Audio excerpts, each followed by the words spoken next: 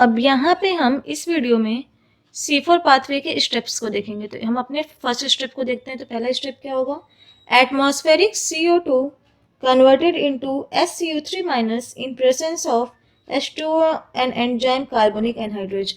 इस स्टेप में क्या होगा, जो हमारा एटमॉस्फेरिक कार्बन डाइऑक्साइड होगा वो हाइड्रोजन कार्बोनेट या बाइकार्बोनेट में कन्वर्ट हो जाएगा H2O की प्रेजेंस में और एंजाइम कार्बोनिक एनहाइड्रेज की प्रेजेंस में। ये हमारा पहला एंजाइम है जो यहाँ पे एक्ट करेगा।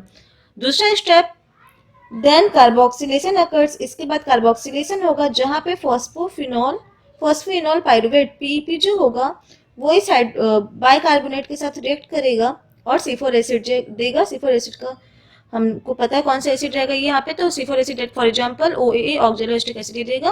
और यहाँ पे जो एंजाइम प्रेजेंस होगा, in presence of enzyme PEP carboxylase, phosphoenol pyruvate carboxylase enzyme के प्रेजेंस में।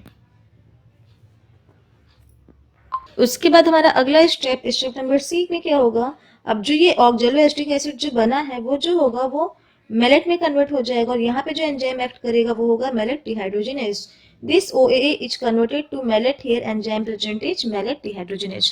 नेक्स्ट स्टेप हमारा स्टेप नंबर D होगा। Now malate is transported to bundle cells।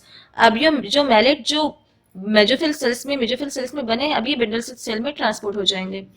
Step number E, in bundle cell malate is converted into pyruvate। अब bundle cell में आके ये malate जो होंगे ये कन्वर्ट हो जाएंगे पाइरुवेट में। यहाँ पे जो एंजाइम प्रेजेंस होगा वो होगा malic enzyme.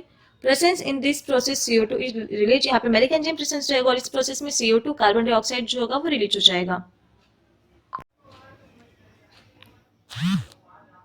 Which is used in Calvin cycle. मतलब जो CO2 यहाँ पे निकलेगा वो किस में यूज हो जाएगा, वो अब इस प्रोसेस में C4 प्रोसेस में ना यूज होके वो कैल्विन साइकिल साइकिल में यूज हो जाएगा। स्टेप नंबर F है हमारा।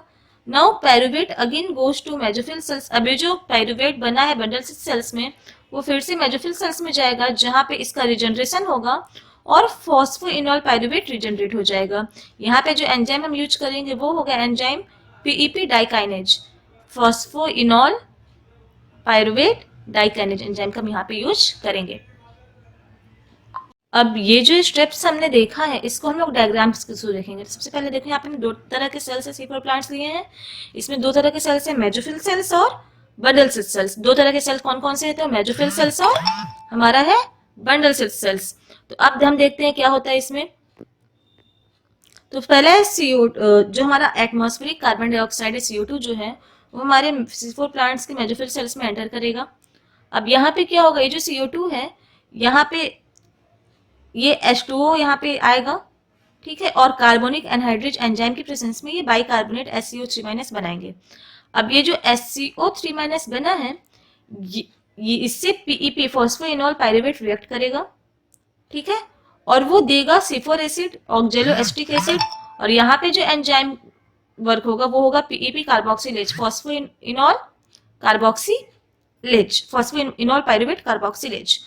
अब ये जो हमारा OAA हमारा जो थर्ड स्टेप में बन गया, सेकंड स्टेप में जो OAA हमारा ऑक्जेलोएस्टिक एसिड बन गया है, अब ये क्या होगा, अब ये मैलेट में कन्वर्ट हो जाएगा और यहाँ पे जो एंजाइम हम लोग यूज करेंगे वो होगा मैलेट डिहाइड्रोजिनेज।